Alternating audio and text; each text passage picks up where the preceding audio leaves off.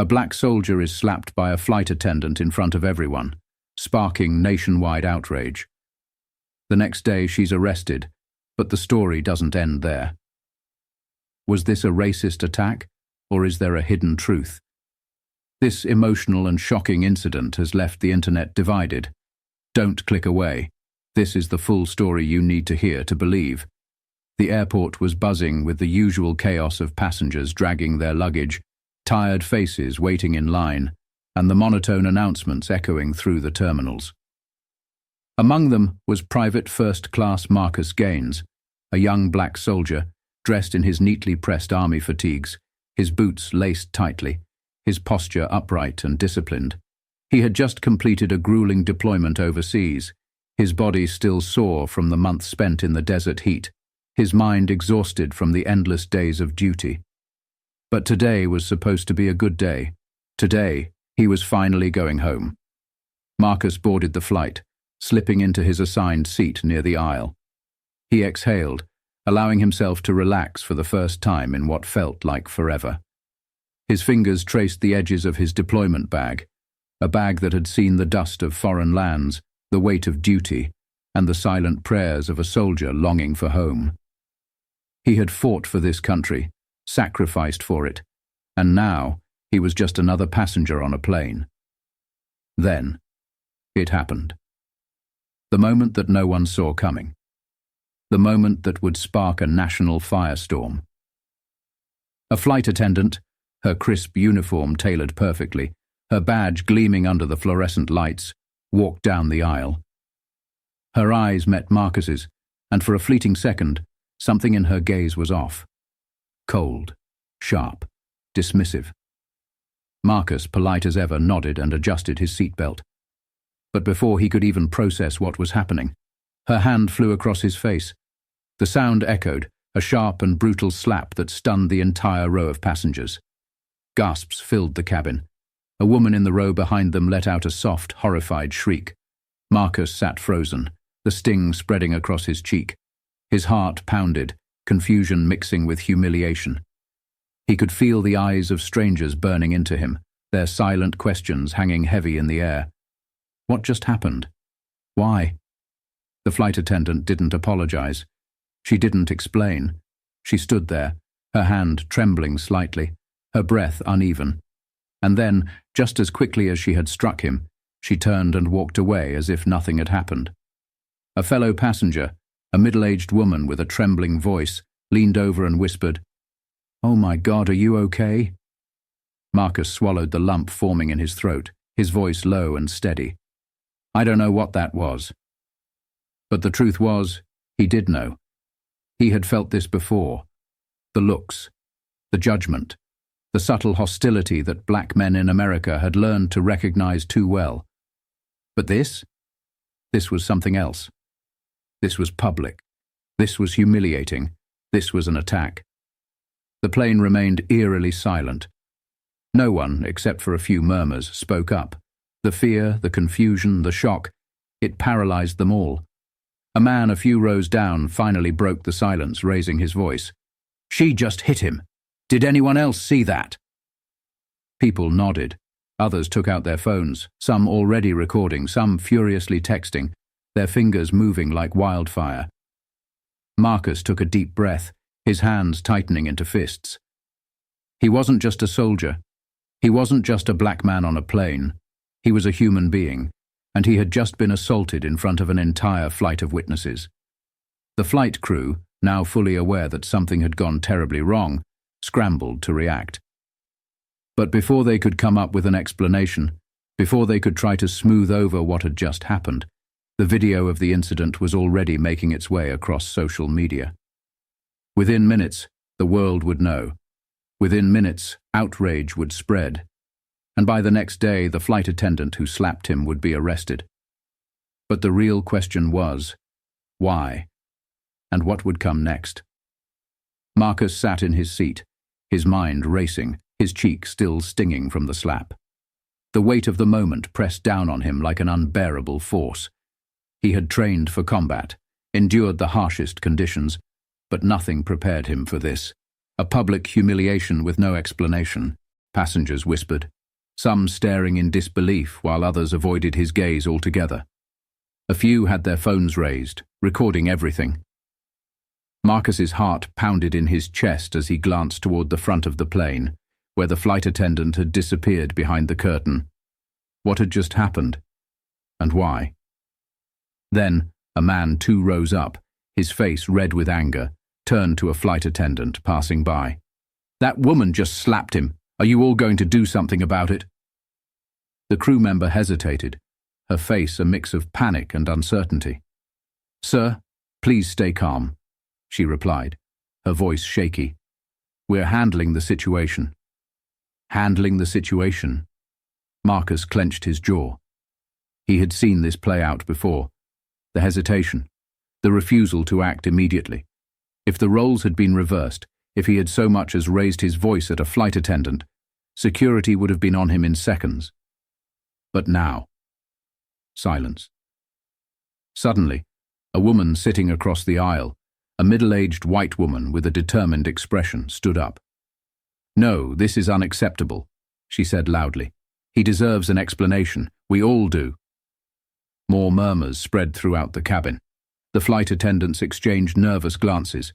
Then, the captain's voice crackled through the intercom. "Ladies and gentlemen, we understand there has been an incident on board. We are working to resolve it as quickly as possible. Please remain in your seats." But that wasn't enough. Marcus's pulse pounded as he reached for his phone. He wasn't going to stay silent. Not this time. He opened his camera and hit record. His voice was calm, but his words carried weight. "I just got slapped by a flight attendant for no reason," he said, looking directly into the lens. "No explanation, no apology. Just straight up disrespected in front of everybody." The internet was about to explode. Within minutes, the video was uploaded. Within an hour, it had been shared thousands of times. Celebrities, activists, and everyday people began to weigh in. Hashtags started trending. Justice for Marcus, racist flight attendant, protect black soldiers. The airline scrambled to respond. PR teams drafted statements, investigations were launched. But it was too late, the damage was done. The world had seen the slap, and now they demanded justice. By morning, the headlines were everywhere. And by the afternoon, the flight attendant was in handcuffs. But something still didn't add up. Why did she do it? And what was she hiding? Marcus was about to find out. The next day, the world woke up to breaking news. Flight attendant who slapped black soldier arrested amid public outrage. Social media was on fire, and the airline was in full damage control mode, issuing statements about zero tolerance for misconduct and internal investigations. But for Marcus, none of that mattered. He wasn't looking for corporate apologies. He wanted the truth. As he sat in his modest apartment, his phone buzzed non-stop. His name was everywhere. Activists were calling for boycotts. News outlets wanted interviews. Strangers messaged him, thanking him for standing up. But Marcus wasn't celebrating. Something still didn't sit right. Why had she done it? What could possibly justify such an unprovoked attack? Then, a notification popped up. Breaking. Arrest report reveals flight attendant's shocking allegation. Marcus clicked the link, his stomach twisting. The article revealed that after her arrest, the flight attendant, identified as Cynthia Reynolds, a 15-year veteran of the airline, had given a statement that left everyone stunned. She claimed she knew Marcus, not just as a passenger, not just as a soldier, but from her past. Marcus frowned, scrolling further. Her statement was vague, almost cryptic. She insisted the slap wasn't about race, wasn't about disrespecting a soldier, it was personal. Marcus's heart pounded. He had never met this woman in his life. Or had he? His mind raced back over the years, searching for a memory, a connection, anything. But nothing came. And yet, the conviction in her statement sent a chill down his spine. As the world raged about racism and justice, Marcus was beginning to wonder. Had this been about something else all along? And if so, what was Cynthia Reynolds hiding? Marcus sat frozen, his eyes locked on the screen. The words blurred together as he tried to process them. She claimed she knew him. How? From where? His mind cycled through every possible connection, but nothing made sense. The media had already painted Cynthia Reynolds as a villain. Protesters were outside the airline's headquarters, demanding answers. The airline had placed her on unpaid leave even before her arrest, and now she sat in a county jail cell, refusing to speak to reporters. Marcus needed to know the truth. That night, he made a decision. He had to face her. The fluorescent lights in the visitation room buzzed overhead as Marcus sat on one side of the glass. The air was thick with tension, his hands balled into fists in his lap. The metal phone felt cold in his grip as he lifted it to his ear, staring at the woman who had turned his life upside down. Cynthia Reynolds sat across from him, her once crisp uniform replaced by an orange jumpsuit. Her eyes, now void of the coldness he had seen on the plane, held something else. Something conflicted. For a long moment, neither of them spoke. Then she leaned forward, her voice barely above a whisper. "You don't remember me, do you?" Marcus narrowed his eyes. "Number should I?" Cynthia let out a shaky breath. "You were just a kid," she muttered. "It was years ago. I didn't recognize you at first. But when I saw your name on the flight manifest, it all came rushing back." Marcus's heart pounded. "What are you talking about?" She bit her lip, hesitating, as if she was trying to decide whether to say what she had been holding in. Finally, she spoke. "I knew your mother." The words hit Marcus like a truck. He leaned back, gripping the phone tighter. "My mother?" His voice came out hoarse. Cynthia nodded slowly, her eyes filled with something he couldn't quite place. Remorse? Guilt? "She and we worked together, a long time ago." Marcus felt his chest tighten. His mother had passed away when he was just 10. He barely had memories of her outside of the warmth of her embrace and the sound of her laughter. But now, this woman, this stranger who had humiliated him in front of the world, was saying she knew her. He swallowed hard. "If you knew my mother, then why the hell did you slap me?" Cynthia closed her eyes, as if bracing for impact. "Because your mother's death wasn't an accident." Marcus's breath caught in his throat. The room seemed to shrink around him as the walls pressed in. "What did you just say?" he whispered. Cynthia looked up, her expression dead serious. "Your mother was murdered, and I think I know who did it." Marcus felt like the floor had been ripped out from under him. His pulse pounded in his ears, drowning out the distant murmurs of other visitors in the jail. His grip on the phone tightened as he locked eyes with Cynthia, searching for any sign that she was lying. His mother, murdered. For years he had accepted what he was told, that her death had been a tragic accident, a house fire, an electrical fault, no foul play, no suspicions, just a cruel twist of fate that had left him an orphan at 10 years old. But now, this woman, this flight attendant who had slapped him for the entire world to see, was telling him otherwise. His voice came out low and sharp. "If you know something about my mother's death, you'd better start talking." Cynthia's fingers trembled as she tucked a strand of graying hair behind her ear. "I don't just know something," she murmured. "I was there."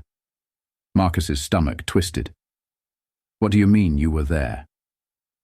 She hesitated, eyes flickering toward the guard in the corner of the room before lowering her voice. "I worked with your mother at a law firm years ago. She was brilliant, Marcus. Smart. Strong. But she got tangled up in something she shouldn't have." A chill ran down Marcus's spine. His mother had been a paralegal. He knew that much. But he had never heard anything about her being involved in anything dangerous. Cynthia continued. "She was investigating something, corruption. She found out that some of the firm's clients, big clients, powerful people, were laundering money. And worse. Marcus's breath hitched. Worse? What do you mean? Cynthia swallowed hard. She wanted to blow the whistle.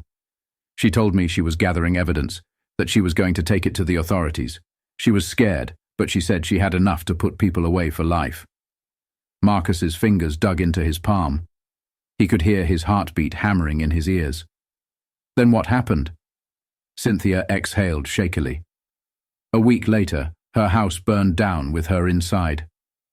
She met his gaze, her eyes filled with something that looked like guilt. And I knew it wasn't an accident. Marcus shook his head, his mind spinning.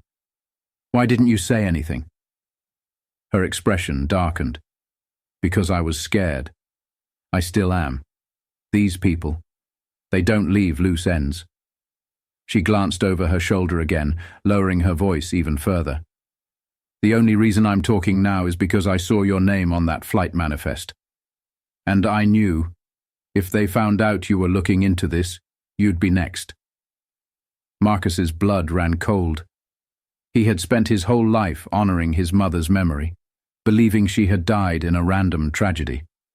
But now he was hearing a completely different story, one that involved corruption, murder, and people who still didn't want the truth to come out. And the worst part, if Cynthia was right, he was already in danger. Marcus sat in stunned silence, his grip on the phone turning his knuckles white. The world around him faded, the voices, the hum of the fluorescent lights, the distant sound of doors opening and closing. All he could hear was the pounding of his own heart, and Cynthia's last words echoing in his mind. If they found out you were looking into this, you'd be next. He wanted to call her a liar, accuse her of making this up to save herself. But something in her eyes, something raw and haunted, kept him from dismissing her. Who are they? Marcus asked, his voice steady despite the storm raging inside him. Cynthia hesitated, then leaned in closer. I don't know exactly who pulled the trigger, but I know the names your mother was investigating before she died. High-profile attorneys, businessmen. One of them was a politician. She had enough dirt to take them all down. Marcus felt a sharp pang in his chest. His mother had died trying to expose something sinister, and for years he had been living in the dark. Cynthia swallowed hard. After the fire, the firm shut down the case she was working on. Any evidence she had gathered? Gone. The police ruled it an accident so fast, I knew someone had made sure it stayed that way. Marcus clenched his jaw. And you did nothing? Her face twisted in guilt. I was a single mother, Marcus. I had a son to protect. The people she was after? They made people disappear. I wanted to come forward, but I was terrified. I ran. I switched jobs. I never spoke of it again. She let out a bitter laugh. Until I saw your face. Marcus stared at her, anger and disbelief swirling inside him. So what? You just decided to slap me in front of the whole damn world. Cynthia looked away, shame written all over her face. I panicked. I thought... She sighed, shaking her head. I thought if I made a scene you'd stay away, that you wouldn't start digging into something that could get you killed. Marcus exhaled slowly, forcing himself to process her words. And now? Why are you telling me all this? Cynthia's expression hardened. Because it doesn't matter anymore. The second I was arrested, they knew I talked. They're watching me. And if they know I told you...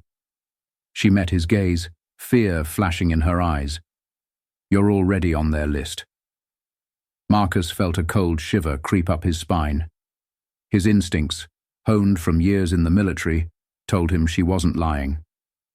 Then I need to find out the truth, he said, his voice resolute. Cynthia grabbed the phone tighter. If you do this, there's no turning back. You need to be smart, careful. Whatever evidence your mother had, if it still exists, it's the only thing that can bring them down. Marcus nodded slowly. His mother had fought for justice, and now it was his turn. But as he left the visitation room, stepping into the dimly lit hallway, he felt it. The weight of unseen eyes watching him. Somewhere, in the shadows, someone knew he was getting too close, and they wouldn't let him walk away easily. Marcus stepped out of the jail, his breath visible in the cold night air. The city lights flickered in the distance, but something felt off.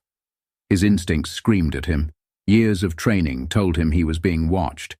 He resisted the urge to look over his shoulder, instead pulling his hoodie over his head and walking toward his car with steady, deliberate steps. As he reached for the door handle, his phone buzzed. Unknown number. He hesitated before answering. "Who is this?" A deep, distorted voice came through the speaker. "Walk away, soldier." Marcus's grip tightened. "Who is this?" A slow exhale, almost like a sigh. "Your mother died because she didn't listen. Don't make the same mistake." Then, the line went dead. Marcus stood frozen, his heart hammering against his ribs. He turned, scanning the dimly lit parking lot. A black sedan idled 2 rows away, its tinted windows concealing whoever was inside. As soon as Marcus spotted it, the car pulled away, disappearing into the night. They weren't just watching. They were warning him. But Marcus wasn't about to back down. By the time he reached his apartment, his mind was already racing. If his mother had gathered evidence before she died, where would she have hidden it?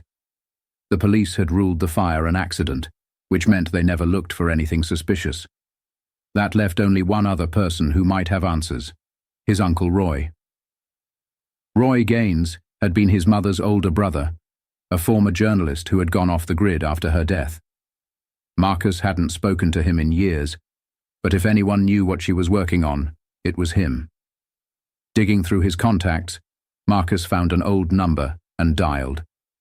It rang and rang, until finally a gruff voice answered. "Who the hell is this?" Marcus took a steady breath. "Uncle Roy, it's me." Marcus. A long silence. Then a sharp inhale. "Kid, you shouldn't have called me." Marcus frowned. "I need answers."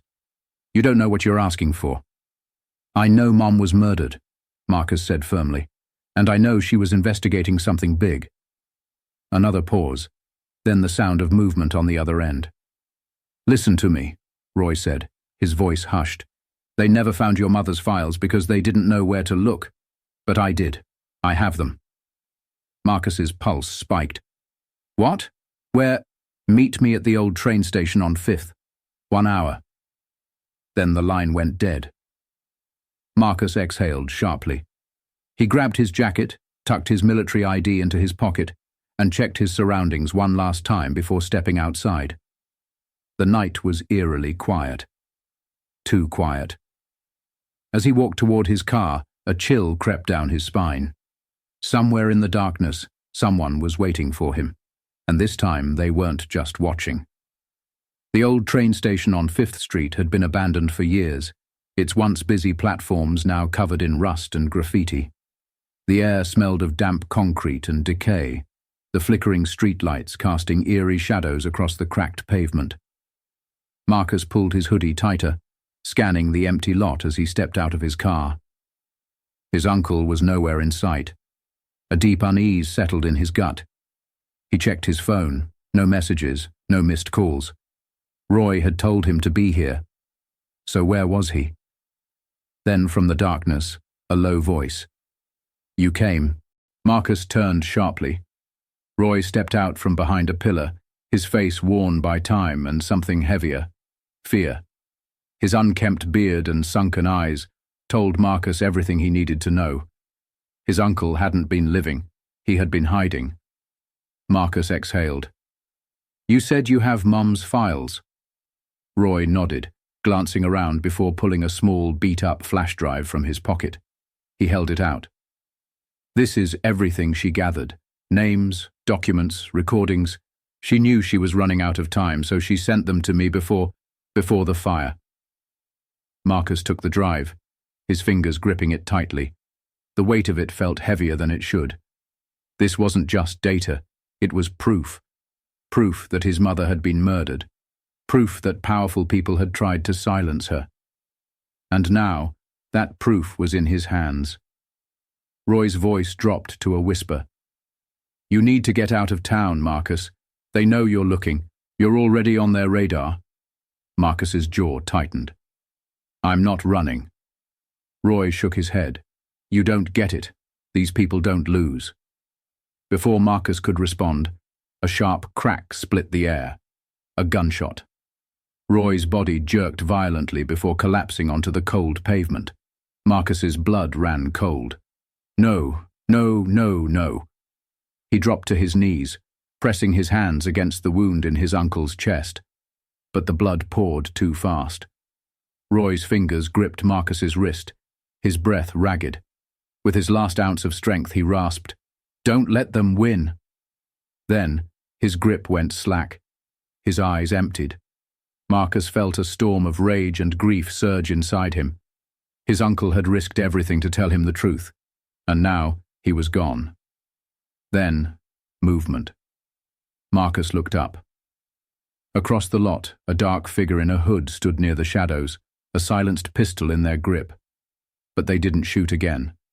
They just stood there, watching. A warning. Marcus didn't hesitate. He grabbed the flash drive, shoved it into his pocket and ran. Tires screeched behind him. Backup was coming. He ducked behind a rusted train car, heart pounding, mind racing.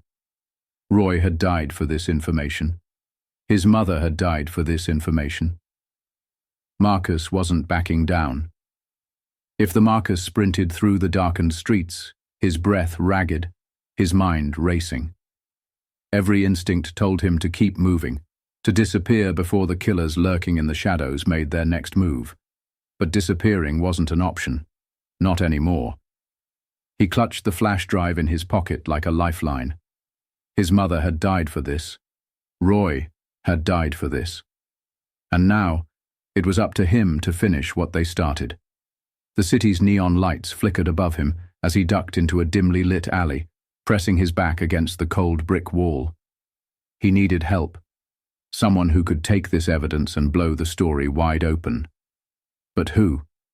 The police were compromised. The government. Probably too. Then a name flashed in his mind. Nia Lawson. She was one of the few journalists his mother had trusted. A relentless investigator, unafraid of exposing corruption. Marcus had never met her, but he had seen her reports. If anyone could get the truth out, it was her. Pulling out his phone, he typed a quick message. "I have proof my mother was murdered. They just killed my uncle. If you want the story of a lifetime, meet me in 1 hour." He attached a photo of the flash drive and sent it to the encrypted email listed on her website. Seconds later, the screen flashed. Message read. An hour later, Marcus sat in the back booth of a run-down diner, his hood up, eyes scanning every face that walked through the door. His leg bounced under the table, his nerves on edge. Then, she walked in. Nia Lawson was exactly as he had imagined. Sharp eyes, confident steps, and an air of defiance that made it clear she wasn't someone to be intimidated.